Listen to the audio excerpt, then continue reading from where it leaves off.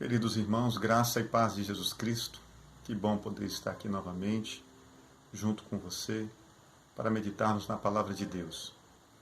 O texto de hoje se encontra no Evangelho de Marcos, no capítulo 6, a partir do verso de número 30, que nos diz: E os apóstolos ajuntaram-se a Jesus e contaram-lhe tudo, tanto o que tinham feito como o que tinham ensinado.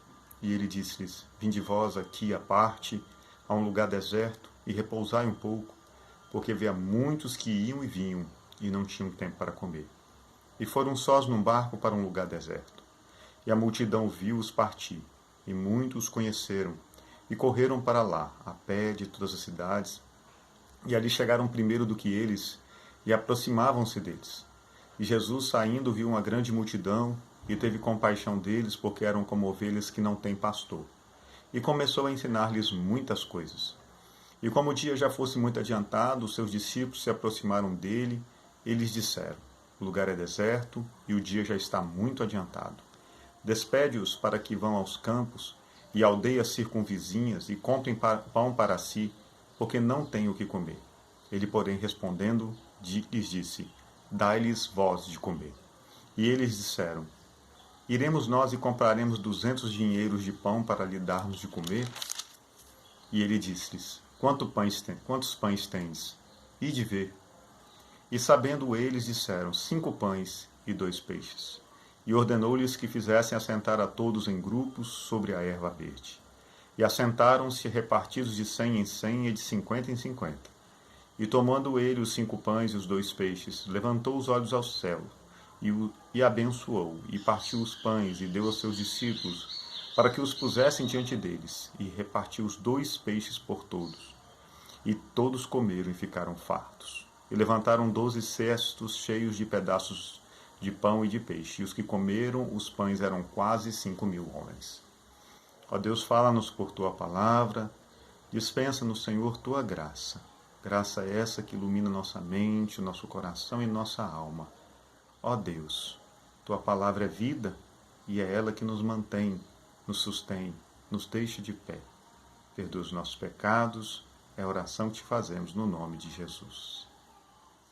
Queridos, eu gostaria de perguntar para você: o que você faria se lhe dessem uma tarefa impossível? O que você faria, o que você pensaria se atribuíssem a você uma missão impossível? Pois bem, foi justamente isso que Jesus fez com os seus discípulos. Deu a eles uma tarefa impossível de ser realizada. Dai-lhes vós mesmos de comer. O texto fala de 5.000 homens. Nesta conta não entravam nem mulheres, nem crianças. Se você for fazer uma conta rápida aí, apenas mais uma mulher e uma criança, se fossem apenas mais uma mulher e uma criança para cada homem, nós chegaríamos rapidamente ao número de 15.000 pessoas. O que você faria diante de uma missão de alimentar 15.000 pessoas? Uma missão impossível. Foi diante desta tarefa que os discípulos estavam, por ordem de Jesus. A verdade é que muitas vezes na nossa vida nós nos vemos apertados por situações que se assemelham àquilo que aconteceu com os discípulos naquele dia. Parece que estamos diante de tarefas ou missões impossíveis. E nesse momento é natural que façamos aquilo que, em primeiro lugar, os discípulos fizeram. Questionaram sem entender. Iremos nós e compraremos 200 dinheiros de pão para lhe darmos de comer?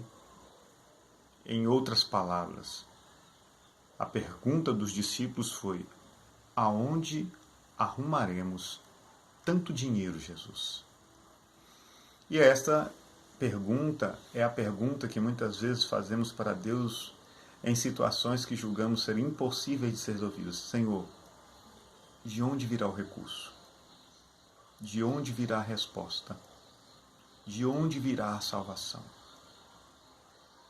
Essas perguntas, elas se repetem apenas no trocando as expressões. Mas a verdade é que nós lemos o texto aqui e conhecemos o fim da história. Tudo terminou bem. O que fazer quando estamos diante de uma missão impossível? Esse texto vai nos ensinar algumas verdades, algumas lições preciosas para nós, nesse tempo que vivemos, também de situações aparentemente intransponíveis, missões impossíveis. A primeira coisa que eu aprendo com esse texto é que para começar a resolver a equação de uma tarefa impossível, você, em primeiro lugar, precisa perguntar para quem tem a resposta. Os discípulos perguntaram a Jesus: Senhor, iremos nós comprar 200 dinheiros de pão para darmos a comer todo esse povo? E eu quero chamar a sua atenção de que a pergunta dos discípulos foi uma pergunta errada. A pergunta é: onde arrumaremos dinheiro, Senhor? Quando, na verdade, a pergunta deveria ser: Senhor, o que o Senhor quer que nós façamos? Nos instrua. Mas apesar da pergunta ter sido feita de forma equivocada, ela foi feita na direção correta. Ela foi feita para quem tem a resposta. Ela foi feita para Jesus. E o que eu aprendo aqui é que diante dos impossíveis da vida, a primeira coisa que nós temos que fazer é falar com Jesus. Em outras palavras, exercitarmos a disciplina da oração. Ore, clame, peça, e o Senhor que lhe ouve, lhe responderá. Lhe dará direção, falará ao teu coração. O problema é que muitas vezes, diante das situações difíceis da vida, nós nos desesperamos, angustiamos a nossa alma e esquecemos de falar com aquele que tem respostas. E por que nos angustiamos? Por que nos desesperamos? Porque ficamos aqui esperando respostas de nós mesmos, da nossa própria sabedoria, da nossa própria força, respostas do homem. E como essas respostas não vêm, a angústia e o desespero tomam conta da nossa alma. Quer resolver equações que humanamente são impossíveis? Problemas intransponíveis? Comece perguntando e falando com quem tem respostas. Eleve a sua voz a Jesus. Ore ao Senhor. Se orássemos mais, teríamos mais paz na alma, mais certeza diante dos dilemas da vida. Os discípulos, apesar de terem feito uma pergunta errada, receberam respostas certas. E isso que me encanta em Jesus. Às vezes nós estamos fazendo os questionamentos errados, mas porque Jesus nos ama e Ele tem compaixão e misericórdia, Ele ignora a pergunta errada e nos responde da forma correta. Veja que Jesus não seguiu no sentido da pergunta dos discípulos. Jesus não se importou com o dinheiro, mas, ao contrário, disse: o que vocês têm? Quais são os seus recursos? E aqui há uma segunda lição para nós, para que nós possamos aprender a nos posicionar diante de situações aparentemente impossíveis. A primeira, como eu já disse, pergunte a quem tem resposta. Fale com Jesus, ore. E a segunda, coloque nas mãos de Jesus os seus recursos. Jesus perguntou para os discípulos: o que tendes? Quantos pães tendes? E de ver. Em outras palavras, quais são os recursos que vocês têm? E de ver. E ao ver, tragam para mim. Os discípulos foram e disse: Mestre, aqui há 5 pães e 2 peixes. Esses recursos foram colocados nas mãos de Jesus. O que nós precisamos fazer em momentos em que nós julgamos não haver solução é colocar tudo o que temos nas mãos de Jesus. Nossos recursos, nossas habilidades, acima de tudo, toda a nossa confiança no Senhor. É o Senhor que pode fazer o milagre. É o Senhor que pode fazer o impossível acontecer. O que nós precisamos fazer é parar de nos debater com o pouco que temos, achando que vamos resolver tudo com o que temos. E às vezes a gente erra achando que vai resolver o problema que parece intransponível com os nossos recursos escassos. Não vamos resolver. Eles podem até amenizar o problema em algum momento, mas eles não serão duradouros. Aqueles 5 pães e 2 peixes poderiam alimentar algumas poucas pessoas daquela multidão, mas não a todos. O que nós precisamos é colocar nas mãos de Jesus aquilo que nós temos. Você tem depositado nas mãos de Jesus aquilo que você tem? Todos os seus recursos, talentos, habilidades. Jesus pode fazer muito mais com eles do que nós mesmos podemos fazer. Coloque nas mãos de Jesus seus recursos. Permita que Ele use aquilo que você tem. Permita que Ele use a sua vida para a manifestação da glória de Deus, para que o sobrenatural aconteça, para que o milagre alcance outras pessoas. O nó da nossa vida vai se desatar quando nós nos colocarmos diante de Jesus, voluntariamente, liberalmente, aquilo que temos. Muitas vezes, os problemas que nós temos, eles têm a sua raiz na dificuldade que nós temos em abrir as nossas mãos e permitir que Jesus gerencie a nossa vida e os nossos recursos. Coloque nas mãos de Jesus os seus recursos. E por fim, Jesus diz aos discípulos, ordena aos discípulos, façam que todos se assentem, dividam eles em grupos. Jesus deu uma palavra, Jesus deu uma ordem, e os discípulos prontamente obedeceram. Até aquele momento Jesus não tinha multiplicado o pão e o peixe, mas os discípulos obedeceram.